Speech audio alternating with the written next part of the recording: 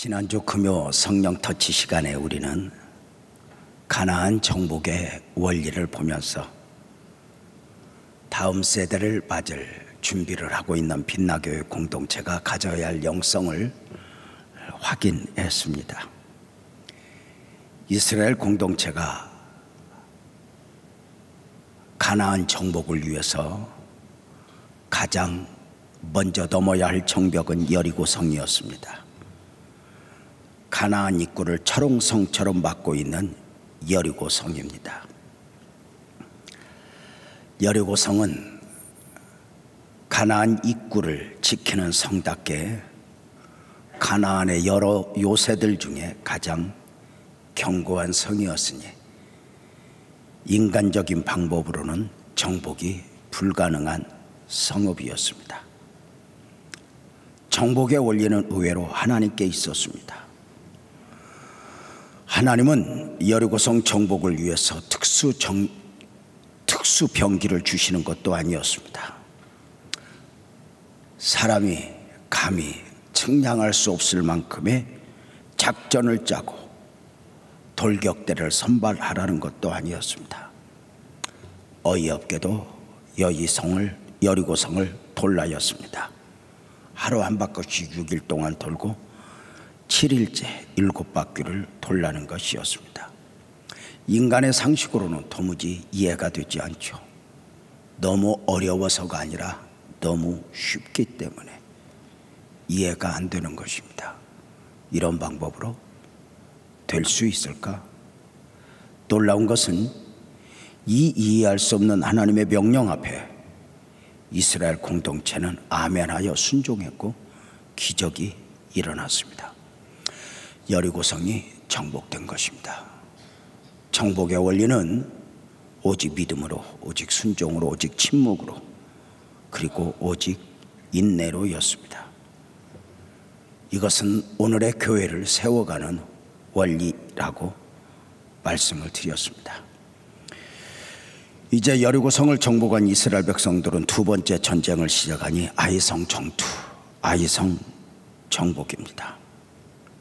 견고했던 여리고성에 비해 아이성은 비교도 되지 않을 만큼의 아주 작은 성읍, 아주 작은 성읍이었습니다. 사람이 보기에 이까짓 것, 이걸 못 이겨? 정복 상대로도 여기지도 않아도 될 만큼 작은 성읍이었습니다. 그런데 어처구니없게 그 아이성 정복 전쟁에서 패배를 당한 것입니다. 저들을 정복하러 갔던 군대가 제대로 싸워보지도 못하고 패배를 당했습니다. 이스라엘 병력들은 그 패배의 충격은 엄청났습니다. 저들 패배에 대하여 여호수아 7장 5절은 이렇게 표현합니다. 백성의 마음이 물같이 뛰었다. 아무 생각이 없어졌다는 것입니다. 요즘 유행하는 단어로 멘붕에 빠져버린 것입니다. 여리고성을 이겼으니, 여리고성을 정복했으니 아이성도 반드시 정복할 수 있을 거야 했는데 패배를 당한 것입니다. 위기감이 무엇이었을까요? 이제 이스라엘 백성들은 전쟁을 시작한 것입니다. 여리고 정복을 위해서는 많은 성읍을 정복해야 하고 가나안 7부족을 이겨야 합니다. 그런데 패배를 당했다. 이 앞으로의 전쟁을 위해서라도 도대체 왜 패배했지? 패배의 원인을 잘 헤아리는 것, 이것은 저들에게 숙제였습니다. 패배의 원인은 멀리 있는 것도 대단한 것에서도 아니었습니다. 단 한 사람의 문제였으니, 단 한 사람의 욕심, 아간 한 사람의 욕심이 실패의 원인이었습니다. 무엇 때문입니까? 놀랍게도 아이성 실패는 어느 날 갑자기 있어진 것이 아닙니다. 여리고성 정복이라는 성공의 한 복판에서 실패가 이미 준비되고 있었습니다. 여리고성을 정복하는 데 있어서 하나님은 두 가지 원칙을 제시하셨습니다. 하나는 여리고성을 정복하게 되거든 무릇 생명이 있는 것은 그 어느 것 하나라도 살려두지 말고 멸하라는 것이었습니다. 죄악의 상징인 여리고성 재건의 씨앗을 없애고자 하신 하나님의 명령이었습니다. 무엇을 말씀하고 싶었을까요? 앞으로 있어질 가나안 정복 전쟁은 이기고 지느냐가 아닙니다. 거룩의 전쟁입니다. 내가 거룩하니 너희도 거룩하라. 거룩을 욕심내라. 하나님의 나라 자체가 거룩입니다. 여리고성을 처음 정복한 것은 죄악을 상징하는 성이었고, 다시는 그 죄가 너의 삶에서 역사하지 못하도록 완전히 멸하라 하였습니다. 두 번째로는 금덩이 은덩이 전리품을 욕심내지 말라는 것이었습니다.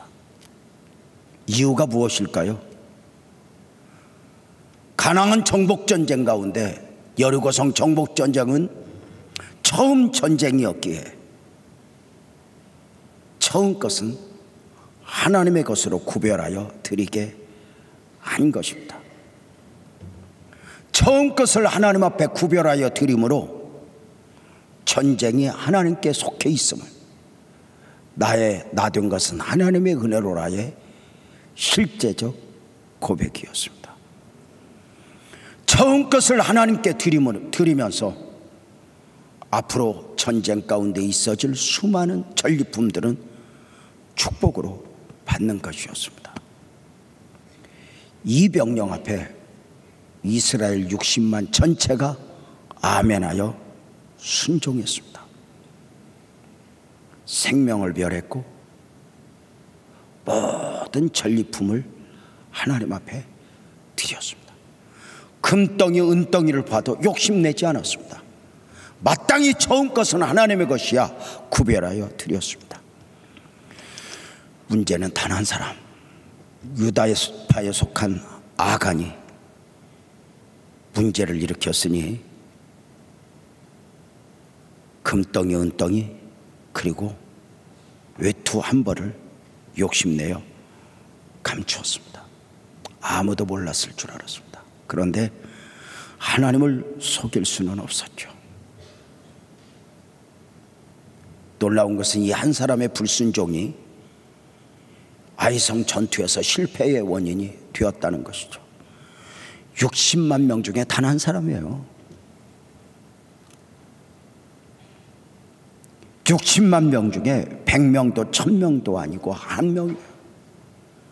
60만, 200만 전체 중에 한 명이면 가볍게 생각할 수 있죠. 그런데 하나님의 계산법은 신기하죠. 한 사람이 중요하다는 거예요.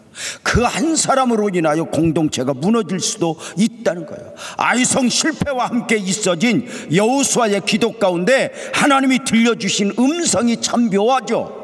여호수아 7장 11절이죠. 이스라엘이 범죄하여 이렇게 말씀하셔. 우리가 여기서 깜짝 놀라요. 아간이 범죄하여 이렇게 말하지 않아요. 이스라엘이 범죄하여 이렇게 말해요. 아간 한 사람에서 이스라엘 전체를 보신 것이죠. 아간 한 사람의 불순종을 이스라엘 전체의 불순종으로 보았던 것이죠. 왜 하나님의 계산법은 이러할까? 나 한 사람이 교회일 수 있다는 거예요. 나 한 사람이 교회의 대표일 수 있다는 거예요. 왜일까요? 교회 공동체는, 하나님의 공동체는 생명 공동체. 생명 공동체의 특징이 뭐예요? 손, 발 모든 지체가 하나예요. 손이 아프면 손아 너 아프라가 아니에요. 내가 아픈 거예요. 생명이니까. 발이 아프면 발만 너 아파라 이게 아니에요. 내가 아픈 거예요. 이것이 하나님의 계산법이에요. 사랑하는 여러분, 교회가 아프면 왜 내가 아파요? 교회가 울면 왜 내가 울어요? 교회가 나가 교회거든요. 마귀는 생명 공동체인 하나님의 공동체, 교회 공동체를 단순한 조직으로 보게 합니다. 그래서 문제가 생기면 잘라내도 상관이 없는, 마귀는 그 공동체 안에서 나 한 사람 정도야 나를 우습게 알게 만들어버립니다. 나 같은 거? 나 하나 없어도 되잖아. 이렇게 말씀하지 않아요? 한 영혼이 천하보다 귀하다고. 이게 하나님의 계산법이에요. 천 사람 만 사람을 위하여서 십자가에 죽으셨지만 단 한 사람을 위해서라도, 나 한 사람을 위해서라도 우리 주님은 십자가에 달리셨을 것이다. 사람의 생각으로는, 세상적 가치관에 길들여져 살아가는 우리의 계산법으로는 이해가 안 되죠. 생각해 보세요. 99마리 양을 두고 한 마리 잃어버린 한 마리 양을 찾으러 주인이 나가요. 성경을 자세히 보세요. 99마리 양을 안전한 곳에 두고, 우리에 두고 한 마리 양을 찾으러 간 게 아니에요. 성경은 정확하게 말씀해요. 들에 두고 한 마리를 찾으러 가요.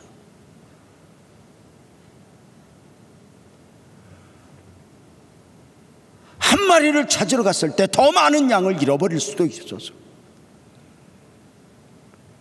그런데 그건 사람의 계산이고, 하나님은 하나가 중요한 거예요.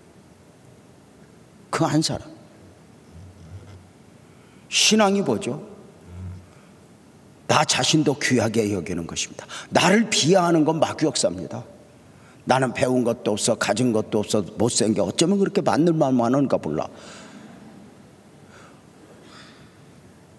여러분, 그런데 주님이 괜찮대잖아. 다른 사람을 가볍게 여기고 판단하고 정죄하고 하는 것도요, 절대 바른 신앙 아니에요. 지극히 작은 소재 함부로 하는 것은 하나님의 방식이 아니에요. 어느 순간 하나님의 자녀로 보는 것이 아니라 내 마음에 드냐 안 드냐 세상적 가치관으로 접근하니까 그렇죠. 다시 말씀을 드려요. 왜 하나가 중요했어요? 그것이 하나님의 것이어야 했다는 거죠. 처음 전쟁, 가나안에서의 처음 전쟁, 모든 전쟁은 하나님께 속했습니다. 이것은 하나님의 전쟁입니다. 내가 사는 것은 내가 사는 것이 아닙니다. 이 믿음으로 처음 것은 하나님 앞에 드려야 했다는 거예요. 처음 욕심의 고비만 넘기면 나머지 모든 가나안 정복 전쟁의 전리품들은 자기 것이었단 말이에요. 전리품을 욕심내지 마라, 하나님에게 드려라. 이것은 하나님의 욕심이 아니에요. 없어서가 아니에요.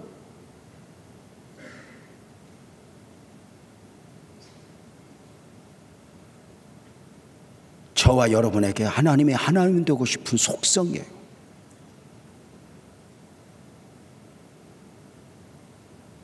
나는 너희 하나님이라.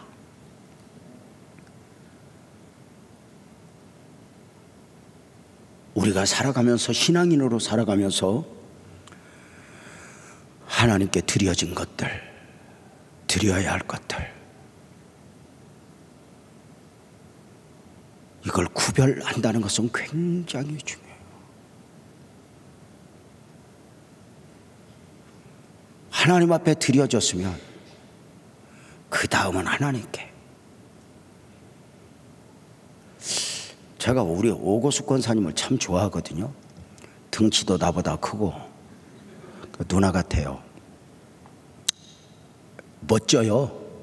남자가 봐도 그 등치로 꽃꽂이 팀을 맡아서 지도를 하면서 꽃꽂이를 해요. 교회마다 이 꽃꽂이 하는 사람들이 기질이 있어요. 예배 드리면서 꽃만 봐요. 설교 못 오는 건 괜찮은데 꽃 건드렸다, 그날 죽는 거예요.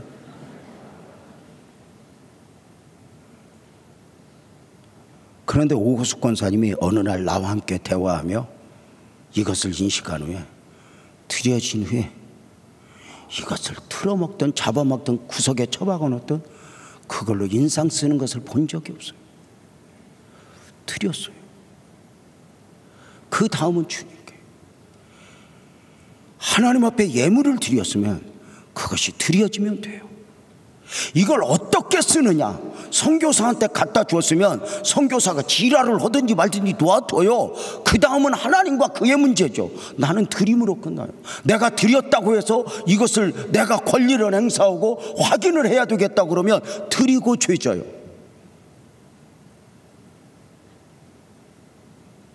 아, 내 돈이 좀 귀하게 쓰였으면 좋겠어요. 귀하게 씁니다.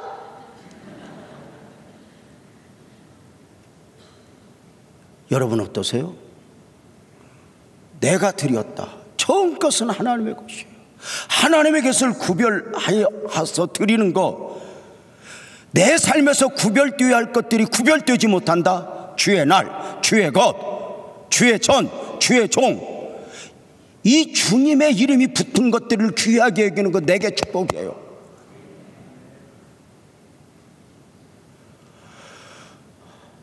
아이성 정복의 실패의 원인, 그 처음은 단 한 사람, 그 한 사람의 욕심, 그 한 사람의 죄, 그 한 사람이 전체였다.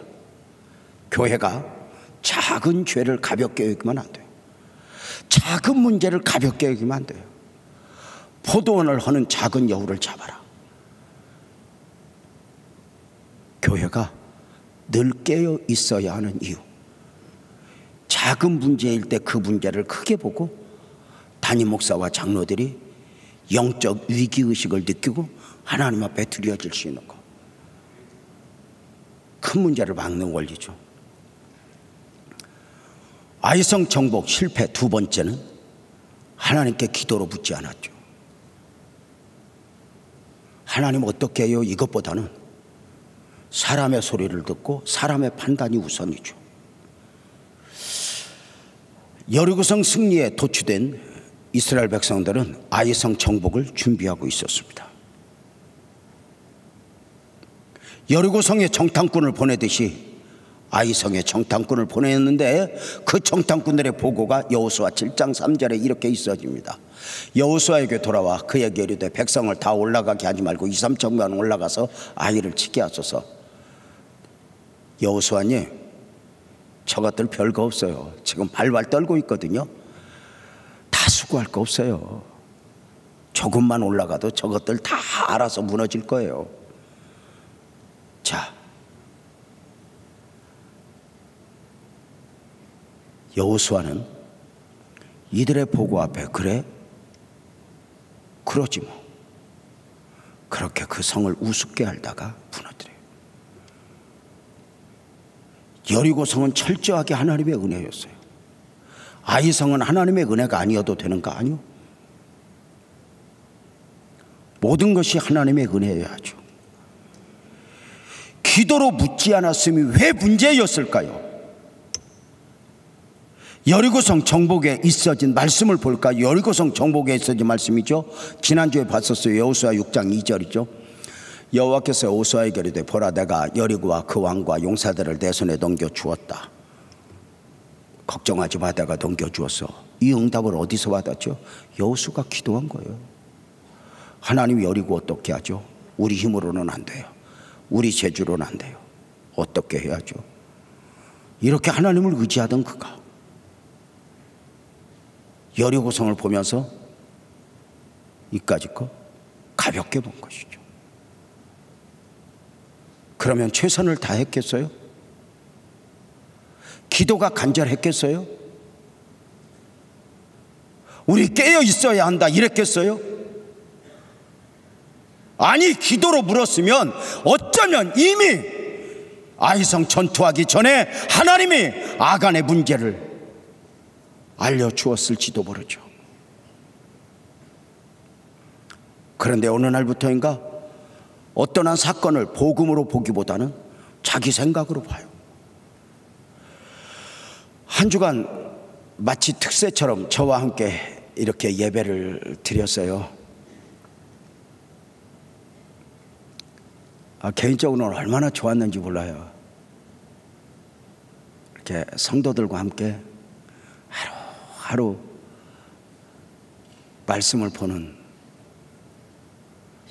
함께 은혜를 나누며 그 말씀들 중에 유난히 강조되었던 말씀이 있어요. 세상을 세상으로 보느냐 복음으로 보느냐.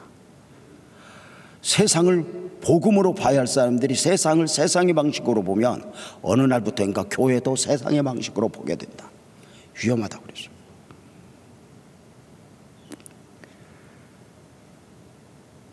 아이성을 딱 우습게 보는 순간 정탐은 제대로 했겠어요? 우리가 사는 날, 하루하루 사는 날, 이제껏 내가 산 것도 은혜라고 고백하면 앞으로도 은혜해야 되기 때문이거든요. 나의 놔둔 것은 하나님의 은혜로라 고백한 것은 앞으로도 하나님의 은혜여야 한다는 거거든요. 근데 내가 돈 좀 벌어놨으니까, 내가 집 한 채 사놨으니까, 내가 자동차 한 대 있으니까, 애들 시집장가 보냈으니까 이제 좀 편하게 산다? 될까? 어쩌면 하나님은 우리로 하여금 하나님이 아니면 안 돼, 이걸 끊임없이 느끼게 하거든요. 어느 순간 이런 거 느껴보셨어요? 하나님이 나를 욕심내시는구나. 다른 사람은 다 대강사로도 그냥 두는데 왜 나는 그냥 두지 않지? 이걸 느껴보셨어요?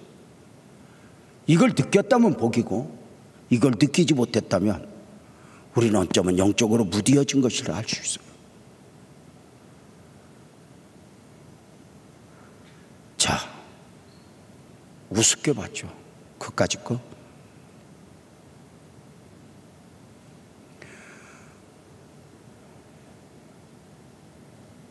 하나님의 일이 우습게 보이면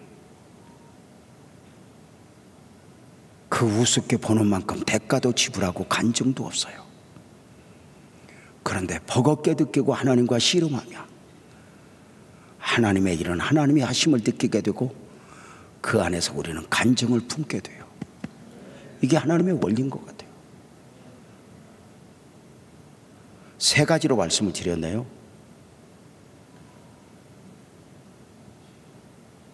아이성 정복의 실패의 원인, 그 처음은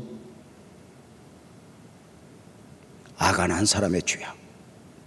단 한 사람. 나는 무너지면 안 돼. 신앙은 나를 귀하게 여기는 거다. 다른 사람은 이렇게 해도 나는 이렇게 하면 안 돼. 두 번째, 기도로 묻지 않아서. 문제를 하나님의 시각으로가 아니라 세상적 시각으로 보면서 그까짓 거 하나님이 그냥 두죠. 너희가 나 아니면 안 돼? 나 아니어도 돼? 한번 해봐. 처절하게 무너지죠.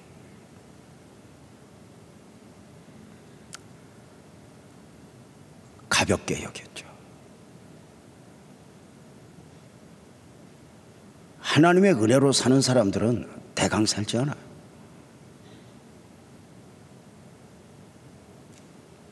하나님의 은혜로 사는 사람들은 열심히 살아요. 꼭 기억하십시오. 기독교 복음의 특징은 지극히 이상적이면서도 삶은 현실적이에요. 삶이 허공에 떠서 믿습니다, 믿습니다 하고 살면 언젠가는 대가를 지불해요. 그래서 기독교의 신앙은 그냥 신앙이 아니라 신앙생활이에요.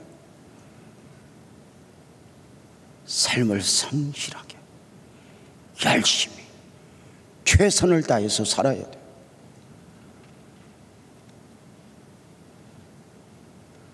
어디에 하늘에서 돈 떨어지기 기다리면 안 돼요. 저 공장 가서 일하세요. 현실적이에요. 그리고 그렇게 살면 하나님이 은혜를 베풀어요. 이게 원리예요. 자, 실패는 성공의 어머니죠. 실패가 실패로 머무르면 안 돼요. 그렇다면 아이성 정복의 성공은 어디에 있어졌는가?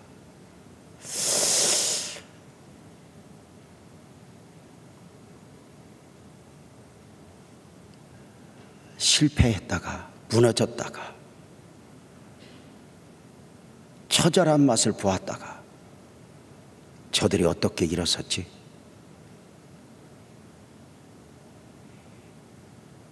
이것이 오늘 목사가 이 설교를 한 의도예요. 마치 집안에 아이들만 두고 부모가 여행을 가면서 가스불 이렇게 하는 거다, 이렇게 하는 거다, 전기는 이렇게 꺼라, 이렇게 하듯이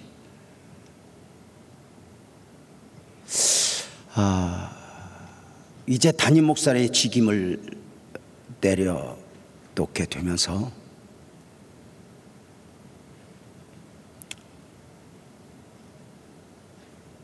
이런 아이성 실패와 같은 실패를 어쩌면 제가 그랬던 것처럼 후임도 장로님들이 경험하게 될 수 있을 것 같아요. 아이성 실패 앞에서 여호수아는 어떤 반응을 보였는가? 혹시 빛나교회 공동체가 좋은 일만 있기를 바라지만 혹시라도 작은 일이든 큰 일이든 문제를 만나면 어떤 반응을 보였으면 좋겠는가? 어쩌면 이 목사가 애절한 마음으로 하고 싶은 말을 본문을 근거로 해서 말씀을 드리는 거죠. 놀랍게도 여호수아는 아이성의 실패 앞에서 누구 때문이야 무엇 때문이야 하며 핑계하며 무너지지 않았어요. 주저앉지 않았어요. 아이성의 패배 앞에서 여호수아가 어떤 반응을 보였죠? 여호수아 7장 6절에 보면 여호수아가 옷을 찢고 이스라엘 장로들과 함께 여호와의 궤 앞에서 땅에 엎드려 머리에 티끌을 뒤집어 쓰고 저물도록 있다가 무엇이죠? 장로들과 함께 엎드린 거예요.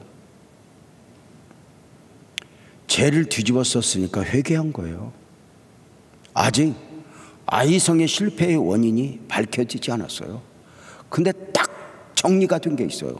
어떤 일이 터지면 하나님 왜 나를 안 도와줬어요? 왜 하나님이 왜 이렇게 하지? 이걸 하나님을 핑계하는 게 아니에요. 하나님은 처음부터 문제가 없어요. 문제가 터지면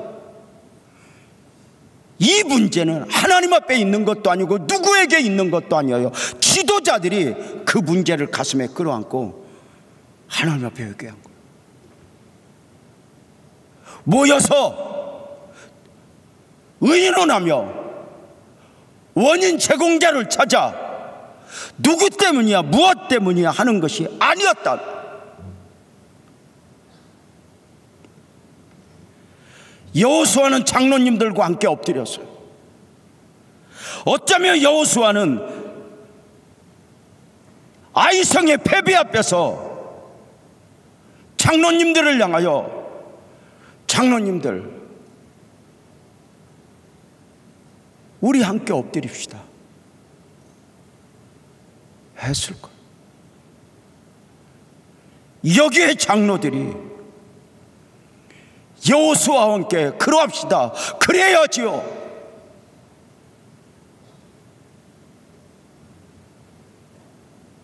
회막문 앞에 가서 티끌을 뒤집어 쓰고 우리가 잘못했습니다. 우리가 잘못했습니다. 교회가 언제 위험해요? 문제가 위험한 게 아니에요. 문제를 대하는 방식 자체가 인간적이고 문제를 대하는 방식 자체가 이기적이고 문제를 대하는 방식 자체가 철저하게 의에 사로잡히면 문제가 돼요.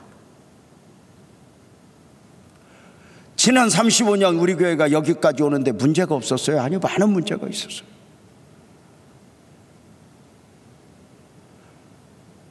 그 문제들 앞에서 이 안에서 누구 때문이야 하고 싶은 그 싸움을 싸우는 거예요. 이걸 안 하려고. 누구 때문이야 무엇 때문이야 하면 제일 쉬워요.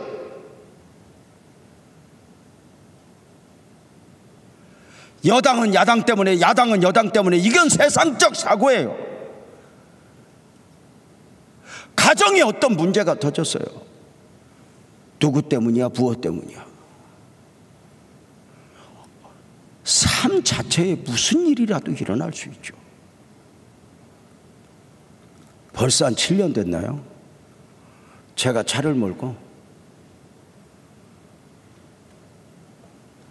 아내가 차를 몰고 집에서 교회를 오는데 요 사거리에서 저는 우회전을 하는데 뒤에서 따라오던 아내가 신호등이 바뀌었는데 우회전을 하는 게 아니라 직진을 하는 거예요. 갑자기 시스템이 먹통이 되면서 핸들이 틀려지지 않고 브레이크도 안 되는 거죠. 큰 차가 가다가 우리 아내 차를 들이받았어요. 제가 그걸 백미러로 봤어요.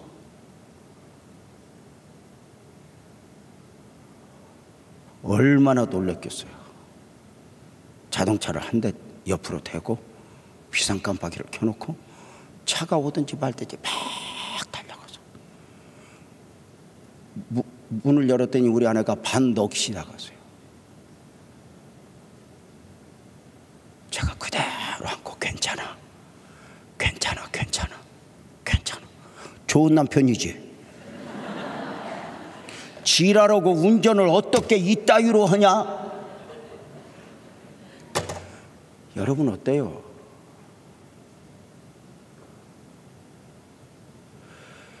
교회에서 일을 만나면, 가정에서 일을 만나면 왜 접근하면 안 돼요?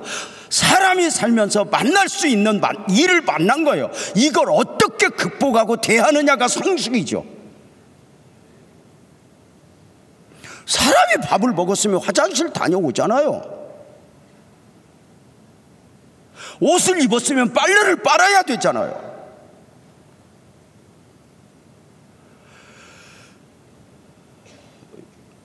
유임 목사 보고도 이야기해요. 무슨 일을 만나면 왜 하지 말고 당연히 우리는 이 일을 극복하면서 가야 된다. 그리고 이 일을 극복하면서 맷집도 생기고 영적인 능력도 커지고, 그리고 더 큰 것을 담아주시는 하나님의 은혜를 품에 안게 되고. 사랑하는 여러분 어때요? 마귀는 누구 때문이야 무엇 때문이야 하게 하면서 춤을 추고 있어요.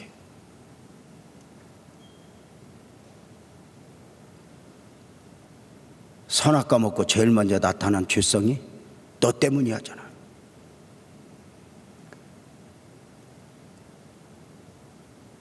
여호수아는 백성들보다는 그 문제들 앞에서 장로님들과 함께 우선 기도해요. 모여서 의논이 아니에요. 누구 때문이야 무엇 때문이야가 아니에요. 지금도 잊지 못해요. 처음 성전 건축 위하여 땅 문제가 터졌을 때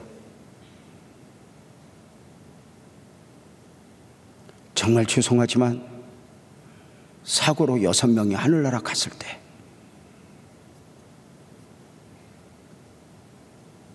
이 문제가 딱 터지면서 저는 단 한 번도 누군가에게 전화 걸어서 의논한 적, 위로받아 본 적이 없어요. 우리 형제들에게도 마찬가지예요. 하루하루 교회 이자내야 하는 일이 목에까지 차서 이자 한 번만 못 내면 연대보증 섰던 사람들 21명이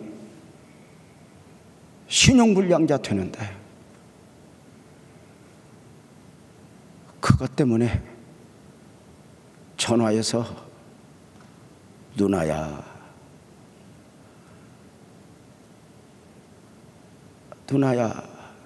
형아야 나 돈 좀 주라 전화 안 했어.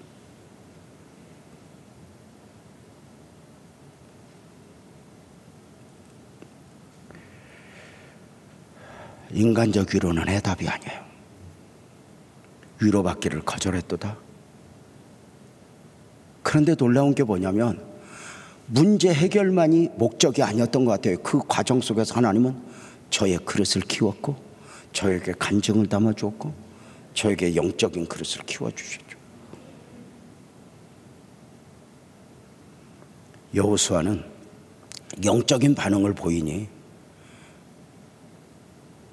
저물도록 기도를 해요. 장로들과 함께 응답이 있을 때까지.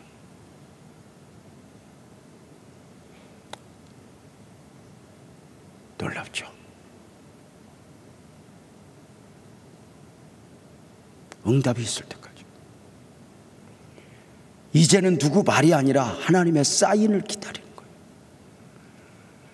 이번 주 한 주간 새벽 예배를 드리면서 말씀을 전파하는 과정 중에서 아브라함이 말씀을 따라 갈대아 우르를 떠나고 말씀을 따라 살아오던 그가 갑자기 사례 말을 들어요. 그게 하갈과 이스마엘이에요.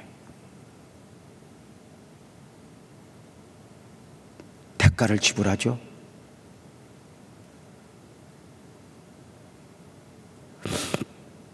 자, 깊이 기도했죠.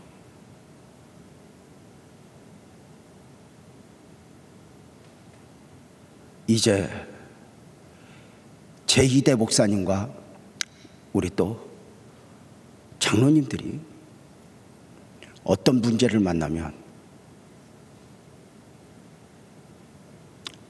바로 이렇게 기도로 머리를 조아리고,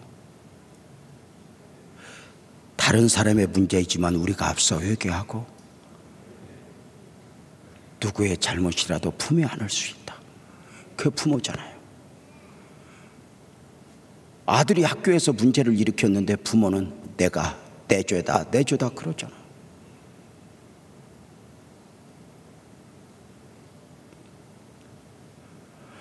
아이성 정복의 성공에서 받을 메시지가 하나 있어요. 여리고를 정복한 이스라엘은 아이성이 얼마나 무서운지 몰랐어요. 보기에는 우스운데 이게 보통 성읍이 아니었던 거예요. 결국 이 아이성의 실체를 깨닫고 그들이 어떻게 싸웠죠. 여호수아 8장 1절에 보면은 이렇게 말해요. 여호와께서 여호수아에게 이르되 두려워하지 말라, 놀라지 말라, 군사를 다 거느리고 일어나 아이로 올라가라. 다 거느리고 올라가라. 이건 대강 싸워서 되는 게 아니야. 최선을 다해서 싸워야 돼. 최선을 다해서. 왜 그렇게 아이성을 정복하기가 힘들고 전력을 다해야 했을까? 그냥 말장난하면서 설교할 테니까 좀 이해를 해 주시기 바랍니다. 저는 언젠가 혼자 이걸 깨달은 거예요. 그냥 말도 안 되는 이야기인데 혼자 말을 만들어서 은혜를 받았던 걸 나누는 거니까 용납해 주시면 좋겠어요. 아이성이 그냥 아이성이 아니라 영어로 아이가 나니까 잘 정복하기 힘든 게 나은 거예요. 다른 사람한테는 이겨도 져도 되지만 나는 내가 이겨야 돼요. 배우자한테는 이겨도 되고 져도 되지만 내 하와의 싸움에서는 반드시 이겨야 돼요. 다른 것에 다 성공하고 나한테 무너지면 일어날 수가 없어요. 왜 바울은 날마다 죽노라 했을까요? 나라는 괴물이 얼마나 무서운지 아닌가. 왜 바울은 내 몸을 저 복종시킨다고 얘기했을까요? 하나님의 은혜를 말하면서도 나라는 괴물이 솟아나니까. 죄성이 환경과 여건만 조상되면 솟아나니까. 하나님의 은혜로 포장하여 말하면서도 그 내면에 인간의 죄성이, 나라는 괴물이 나를 삼켜버리려고 하니까.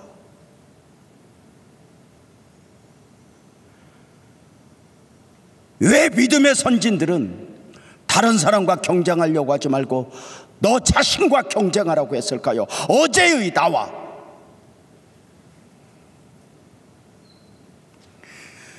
다른 사람을 이기려 하지 말고 어제의 너를 이기라는 거예요.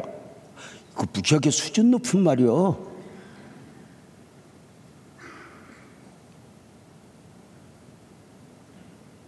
어제의 나에게 무너져 있고 10년 전에 나에게 무너지면서 무슨 진보를 원하고 무슨 축복을 원해. 내가 어렸을 때는 말하는 것, 생각하는 것, 깨닫는 것 어린아이와 같았어. 장성한 사람이 되었느냐? 여러분 어땠어요? 왜 선배 목사님들은 목회를 시작하는 이 유재명에게 유 목사, 목회는 나하고 하는 거야 이렇게 말했을까?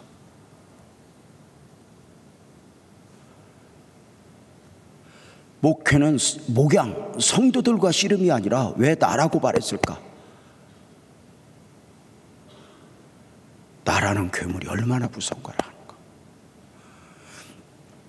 이 나와의 싸움이 얼마나 힘든가.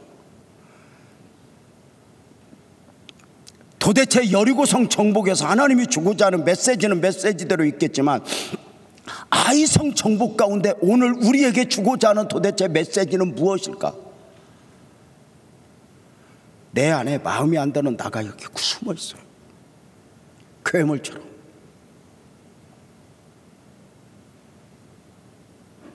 나를 우습게 알아요? 여러분, 이게 얼마나 무서워요. 이 나라는 괴물이 얼마나 무서운가 예수님의 기도에서 알 수가 있죠.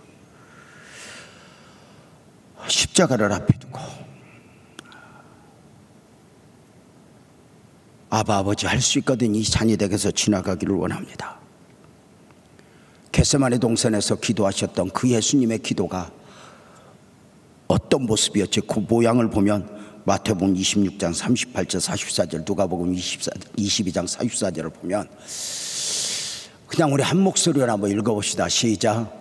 이에 말씀하시되 내 마음이 매우 고민하여 죽게 되었으니 너희 여기 머물라 깨어 있으라 하시고 또 그들을 두시고 나아가 세 번째 같은 말씀으로 기도하시고 예수께서 힘쓰고 애써 더욱 간절히 기도하시니 땀이 땅에 떨어지는 핏방울같이 되었죠. 밤이 맞도록 똑같은 기도를 반복하여서 땀이 피가 되도록 예수님이 간절히 기도했다. 기도의 내용을 잘 알아요. 마태복음 26장 39절 한 목소리 읽어볼까요? 시작. 조금 나아가사 얼굴을 땅에 대시고 엎드려 기도하여 이르시되 내 아버지여 만일 할만하시거든 이 잔을 내게서 지나가게 하옵소서. 그러나 나의 원대로 마오시고 아버지 원대로 되기를 원합니다. 자 여러분, 예수님이 밤이 맞도록 반복해서 했던 기도, 그리고 씨름하며 땀이 나고 피가 나며 했던 기도는 어떤 기도였을까요? 하나님의 마음을 바꾸기 위한 기도? 이 가는 길이 너무 힘들어서 하나님의 마음을 아니요, 마땅히 가야 할 길인 줄 알면서도 이 거절하고 싶은 이 연약함을 이기기 위한 몸부림이었어요. 우리가 기도할 때에 내가 너의 구할 것을 미리 안다. 사실 하나님이 주세요 주세요 응답을 위해서 기도는 그렇게 간절하지 않아도 돼요. 근데 제일 무서운 기도가 뭔지 알아요? 나를 이기기 위한 기도. 나와의 싸움.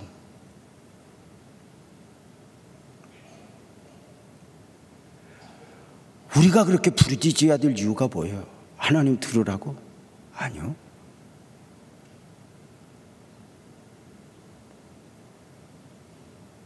아이성, 나를 이겨야 되기 때문에.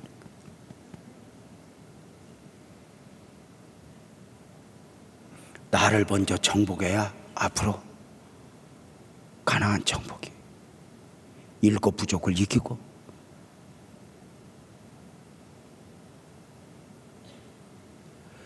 우리가 가나안 일곱 부족 할 때 성경을 보세요. 한 군데 빼놓고는 일곱 부족을 말하면서도 언제나 여섯 부족만 말해요. 나머지 하나는 누구예요? 나요. 나를 그렇게 이기가 힘들어. 내 생각을 이기고. 그래서 우리는 누구를 설득하려고 하지 말고 나를 설득하고, 우리 아내가 나를 속썩이면 내가 아내 보고 뭐라고 하기보다는 그 뭐라고 하고 싶은 나를 설득해서 내 방으로 얼른 가서 주여 죽여.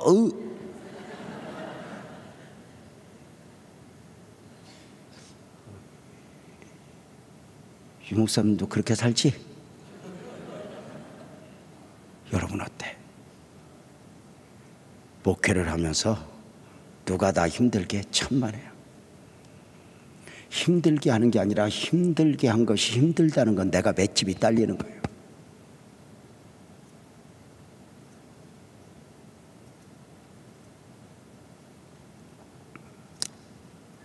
뭘 그렇게 좋은 일만 있겠어요? 뭘 그렇게 박수 칠 일만 있겠어요?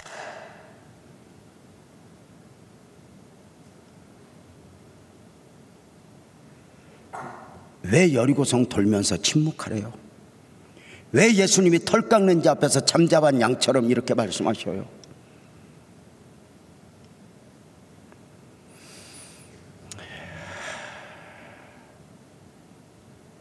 우리는 오늘 이런 말씀을 보면서 우리 빛나교회 공동체가, 또 우리 복음적 그리스도인들이 각자 가정에서 삶을 살면서 무슨 일을 만났을 때 끝까지 인내하고 끝까지 주님을 바라되 인간적이고 싶을 때마다 싸워서 이기고, 원망하고 싶을 때마다 금식해서라도 나를 정복하고, 그래서 하나님을 바랄 때 이미 아이성 또한 하나님께서 이렇게 말씀하시죠. 내가 너에게 이미 넘겨주었어. 미래 완료 시제죠.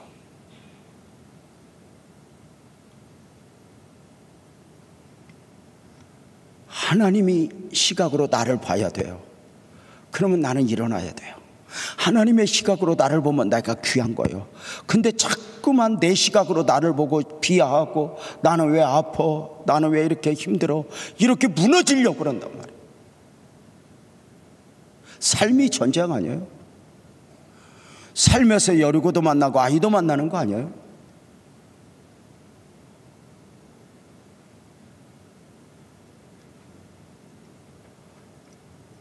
실패는 괜찮아요. 얼마든지 실패할 수 있어요. 근데 실패가 실패로 끝나는 것이 아니라 이제는 성공으로, 정복으로 이루어져야 되죠. 근데 그 정복은 이미 여리고성 정복 때 우리가 알 수 있었던 거 보죠. 왜 돌라고 그래요? 하나님은 여리고가 아니라 이스라엘 백성들을 정복하는데 하나님이 씨름을 한 거예요. 말하고 싶은 거 말하지 마. 그만두고 싶은 거 끝까지 돌아. 앞으로 가나안 일곱 부족을 이겨야 되고 수많은 전쟁을 앞두고 하나님을 의지하는가? 그 하나님이 아니면 안 되는 사람으로 씨름하고 싶은 게 바로 여리고 정복 전쟁이었잖아. 아이성 정복에서는 뭘 우리에게 주고자 할까요? 저 개인적으로는 그래요. 나를 정복하지 않고는 가나안 일곱 부족 다 이겨봐도 소용없어. 이거 바라는 거예요. 나를 정복하지 못하면 교회를 지금보다 1000배 만배 부흥시켜놓고 무너지는 거 아닐까?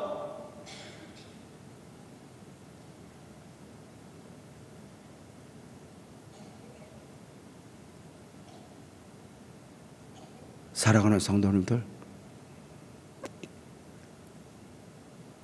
여호수아는 문제가 딱 터지자 장로님들 우리 함께 회막으로 갑시다. 우리 함께 머리를 조아립시다. 우리 함께 회개합시다. 하나님의 느낌이 있을 때까지.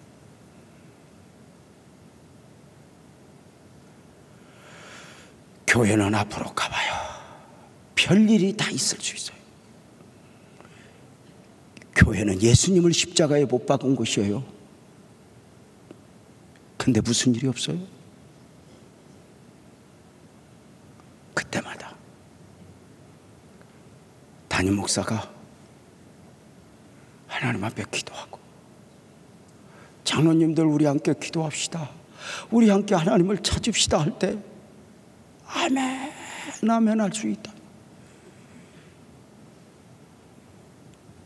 그 문제들이 크든 작든 그 안에 간증을 담아내며 은혜를 담아내며 달려갈 수 있는 것 아닐까?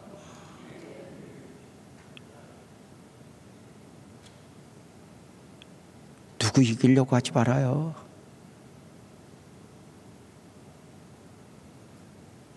나는 날마다 죽노라. 내 몸을 저 복종시키는 거야. 그 하나님의 은혜.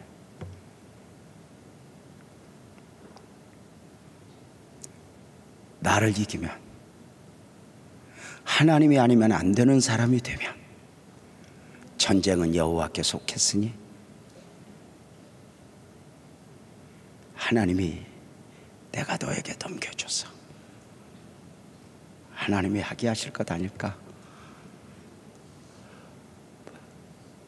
내가 나로 보는 것이 아니라 복음으로 보면서, 재명아 너는 귀해, 너는 좀 달라야 돼, 재명아 너는 일어나야 돼, 너 포기하면 안 돼.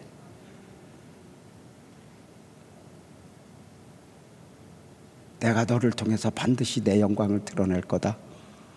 그 하나님의 약속을 믿고 또 한 번 누가 뭐라고 하든지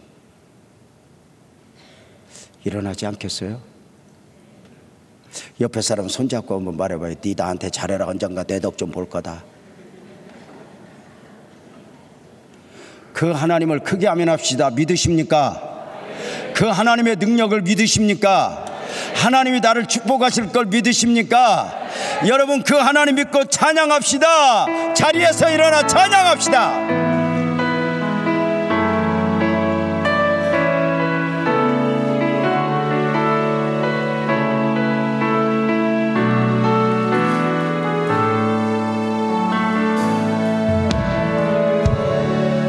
모든 상황 속에서 주를 찬양할지라.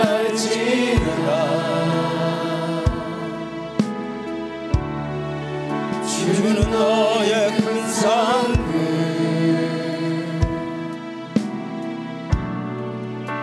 큰 도움이시라. 주의 얼굴 구할 때 주의 영을 부사 크신 사랑 안에서 주를 보게 하소서.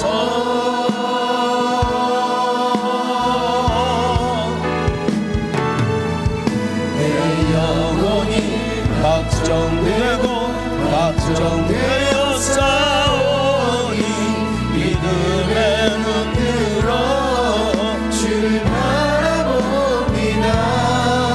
내 영혼이 걱정되고 걱정되어 싸우니 믿음의 눈 들어 주를 바라봅니다. 모든 상황 속에서, 모든 상황 속에서 주를 찬양할지라.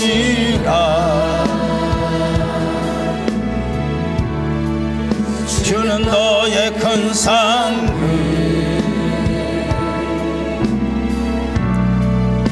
큰 도움이시라.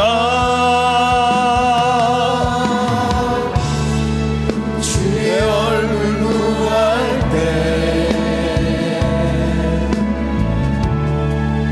주의 영을 부사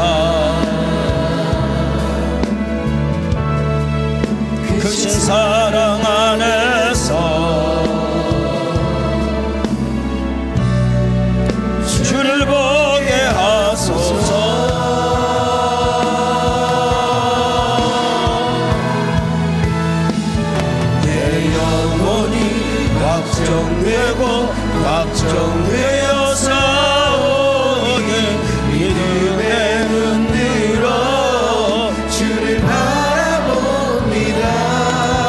내 영혼이 확정되고 확정되어 싸우니 믿음에 흔들어 주를 바라봅니다. 우리 한 번만 더 합시다. 모든 상황 속에서 모든 상황 속에서 아멘이죠. 주를 찬양할지라. 주는 너의 큰 상급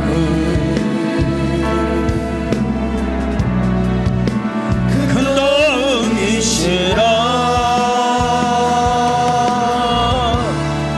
주의 영을 구할 때 주의 영을 부사 크신 사랑 안에서 주를 보게 하소서. 외칩시다.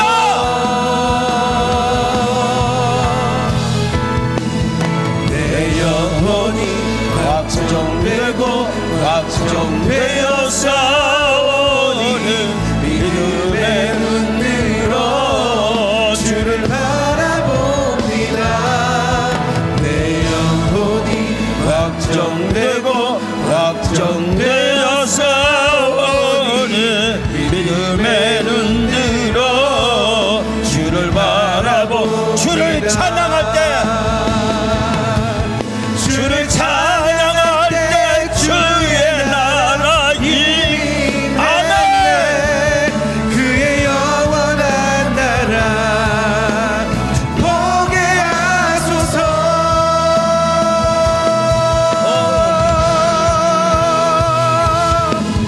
내 영혼이 확정되고 확정되어 싸우니 믿음에 흔들어 주를 바라봅니다. 내 영혼이 확정되고 확정되어 싸우니 믿음에 흔들어 다시 한번요. 주를 찬양할 때 주를 찬양할 때 주의 나라 임했네. 그의 영원한 나라 보게 하소서.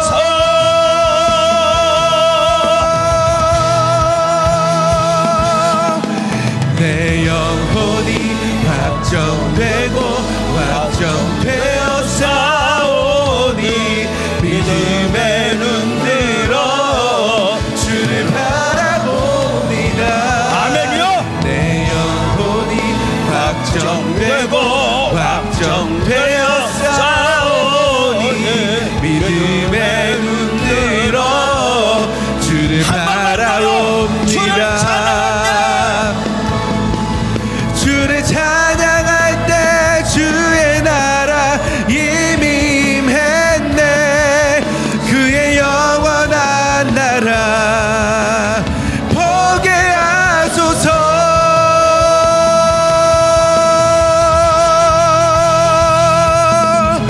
내 영혼이 확정되고 확정되어 싸우니 믿음에 눈들어 주를 바라봅니다.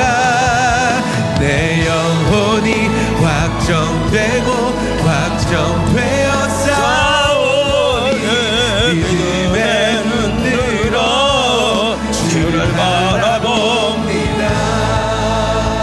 그대로 우리 두 손들어 하나님 앞에 여리고성 정복의 원리를 붙들고 다시 한번 기도합시다. 아멘 합시다. 오직 믿음이게 하소서. 오직 순종이게 하소서. 오직 침묵이게 하소서. 오직 인내이게 하소서. 끝까지 하나님을 보게 하여 주옵소서. 하나님이 돌라면 돌겠습니다. 하나님 하나님 가만히 있으라면 가만히 있겠습니다. 나의 모든 것은 하나님의 은혜라 간증을 담아내게 하여 주옵소서. 주여 세 번 하고 기도합니다. 주여 주여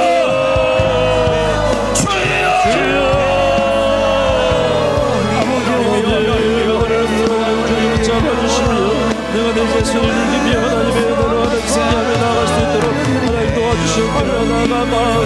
아버지여 할렐루야 살아계신 하나님 아버지 하나님 은혜를 넣어주시오. 하나님 은혜를 축복하여 주시오. 담대하게 승리하며 나아갈 수 있도록 도와주시오. 하나님이 나아갈 수 있도록 도와주시옵소서.